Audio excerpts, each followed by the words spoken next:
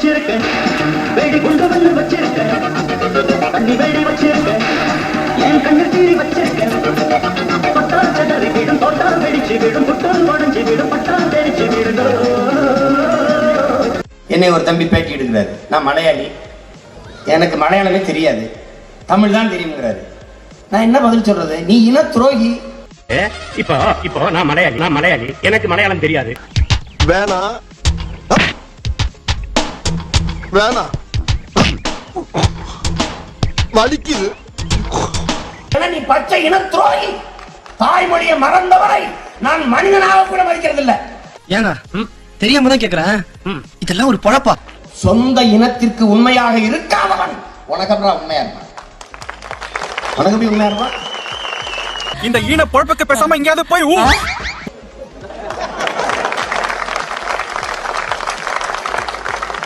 வந்துட்டாயா அது வந்துட்டாயா. ஏங்க வெள்ளையும் ஜல்லையும் போட்டிருக்காரு, பேப்பர் கூட படிக்க தெரியாது. அவரை பத்தியே உங்களுக்கு தெரியாது. வாட்ச் கட்டி இருப்பாரு, மணி பார்க்கவே தெரியாது. பேப்பர் வச்சிருப்பாரு, படிக்கவே தெரியாது. 1க்கு 2 பேனா வச்சிருப்பாரு, எழுதவே தெரியாது. தெரியாம இருக்காரு. இவருக்கு என்னங்க தொழில்? அரசியல்வாதி தான்.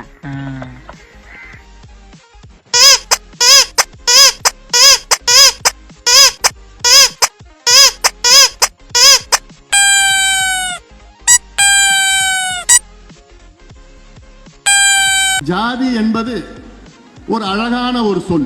சோறுதான் திங்கிறியா, இந்த பொழப்புக்கு 4 பேர் பையா அப்படின்னு சொல்லி உங்களுக்கு வாய்ஸ் ஓவர் கேட்கலையா சார்? அதை பற்றி நான் கவலைப்பட போவது கிடையாது. காரணம், நோ சூடு, நோ சொர்ணை, no bothering, no disturbance, absolute peace, love, joy. 1.5 crore பேர் ஓட்டு போட்டு ஓவியாவை காப்பாத்துறீங்களா? அந்த 1.5 கோடி பேர் எனக்கு ஓட்டு போட்டு இருந்தீங்கன்னா போன தேர்தல்ல கரெக்டா அங்கேயே துப்பிட்டானே.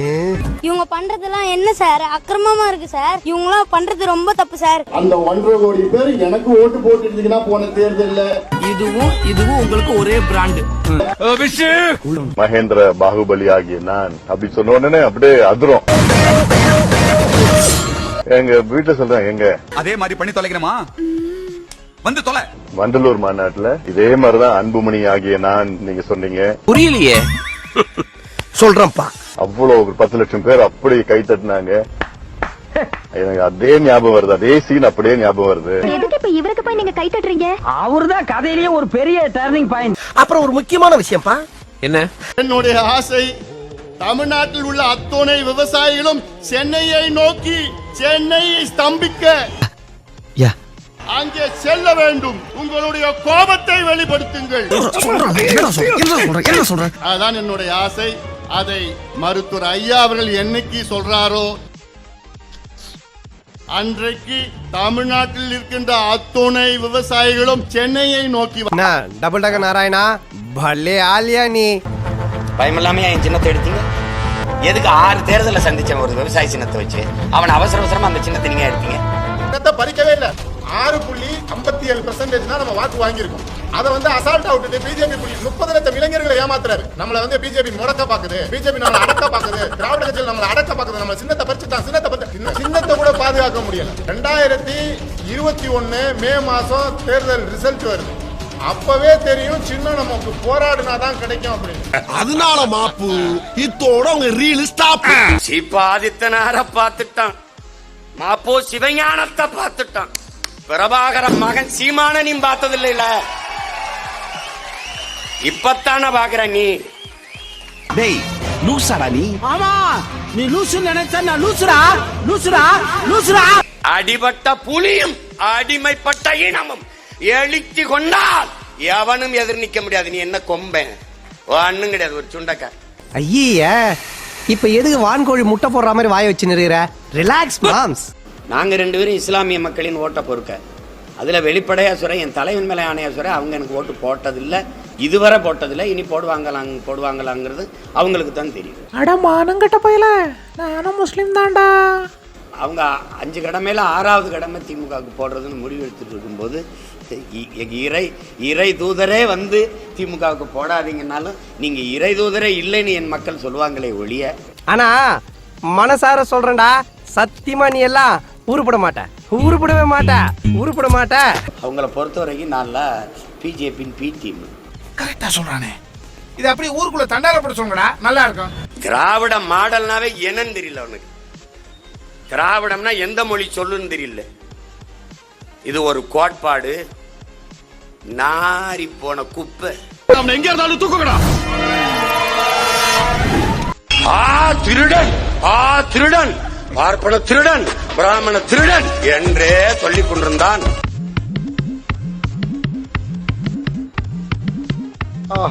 காலங்காத்தால ஒரு ரூசு போயிட்டு வந்து சிக்கிட்டமே. அரை நூற்றாண்டுகளுக்கு மேலாக கடைசியாக பிரபாகரன் பிள்ளைகள் வந்து என்னடான்னு கூராய்ந்து தெளிந்து திரும்பி பார்த்தால் துபாய்க்கு போறதுக்காக பணம் கட்டி யார்கிட்ட ஏமாந்துருக்கான். யாரு ஏமாந்தது? இல்ல, அது வேற ஒருத்தர். அதுல பைத்தியம் முடிச்சிருக்குன்னு தெளிவே இல்ல.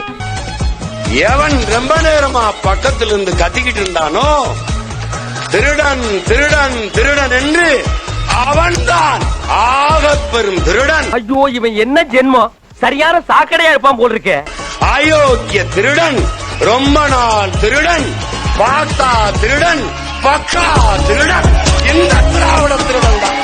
வேண்டாம், 1/4 நூற்றாண்டுக்கு அப்புறம் உன் வாழ்க்கையில ஒரு சந்தோஷம் கிடைச்சிருக்குதுன்னு அகம்பாவத்துல ஆணவத்துல தலகால் தெரியாம ஆடாத. இது நிலைக்காது. கீழே விழுந்தேன்னா பல்லு பகட. போர் நடந்து பேரழிவு நடந்த பிறகு கூட மக்களை குடியேற்றி விட முடியும். ஆனால் அணு உலை, இந்த நிலக்கரி இதெல்லாம் எடுத்த இடத்தில், நிலக்கரி அணு உலை வெடித்த இடத்தில் மக்களை மறுபடி குடியேற்ற முடியாது.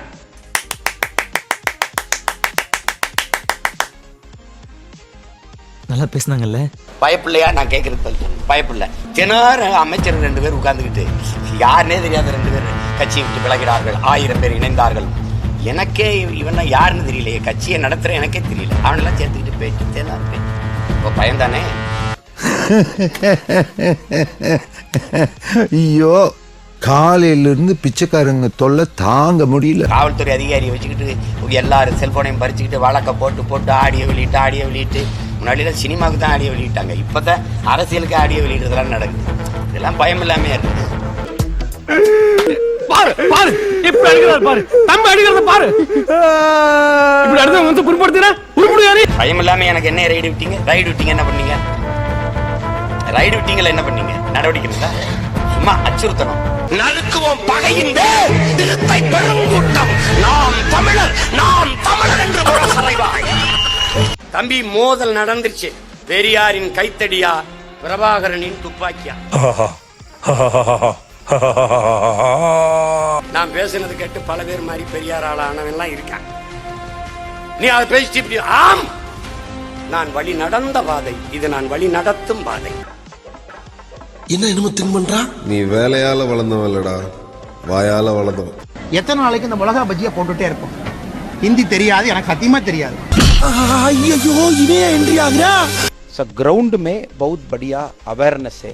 உள்வாளே துனியாங்கே அடியாத்தி ஹிந்தி தெரியுமா? அது தெரியாம தெரியுமா? अच्छा ग्राउंड है अंडमान में, बहुत ज्यादा काम सेंट्रल गवर्नमेंट किया. I don't know how to தமிழே வரலையே. ஹிந்தி தெரியாது, எனக்கு சத்தியமா தெரியாது. நீ மாறவே மாட்டியாடா. அது எப்படிப்பா உடம்போட ஊர்னது மாறும்?